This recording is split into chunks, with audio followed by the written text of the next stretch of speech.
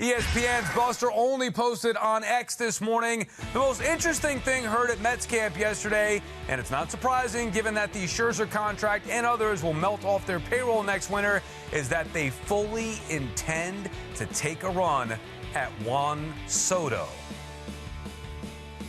It's Sal's single shot. Say it with me, Mets fans. Soto.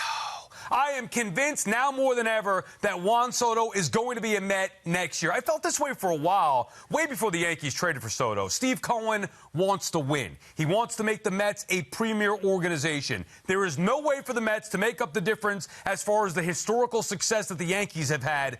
But there is one move, just one move, that could shift the balance of power in this town for years to come.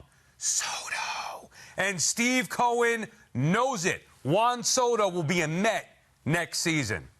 Is it realistic for the Mets to re-sign Pete Alonso and sign Juan Soto next offseason? So setting aside that Yankee factor, which will be strong, I do think it's realistic. Look at the Dodgers. They're starting their season in 2 weeks in South Korea with Mookie Betts, Shohei Ohtani, and Freddie Freeman. If they can have those three guys and Pedro and Yamamoto, there's no reason the Mets can't put this together as well. And for me, I am a huge fan of Juan Soto as a player. He's one of my absolute favorite players to watch. As long as he stays with one of these two teams, I will be very, very happy.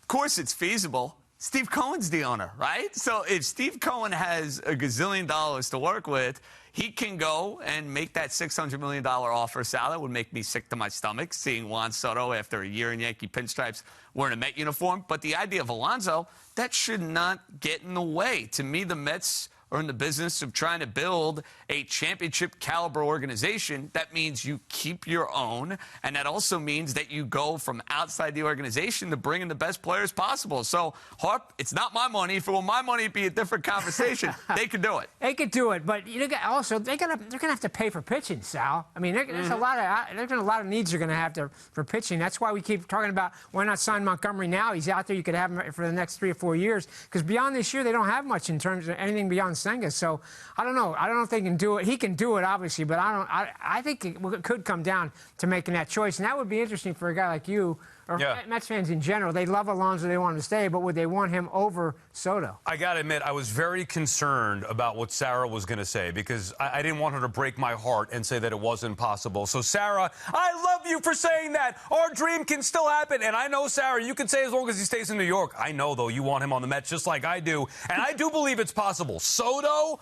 Alonso, and Walker Buehler. Corbin Burns. Yeah, whoever. One of the, get them all, right? One of the big... Well, hey, more than that. a lot of guys are coming off the books. They also have young guys coming up through the system. Get one big pitcher, extend Pete Alonso, which I don't think is going to be a ridiculous amount, 250, something like that. He'll get his 200, maybe 200 million. Mets are going to get that. He's not getting 300 million. So what you're saying is I can't enjoy 2024. No. What I'm saying, hasn't started. I can't even enjoy my Juan Soto Yankee at bat. Quite the opposite. What I'm saying is you should enjoy. Enjoy him while you got him. Enjoy him while you got him, because Juan Soto's coming to Queens next year.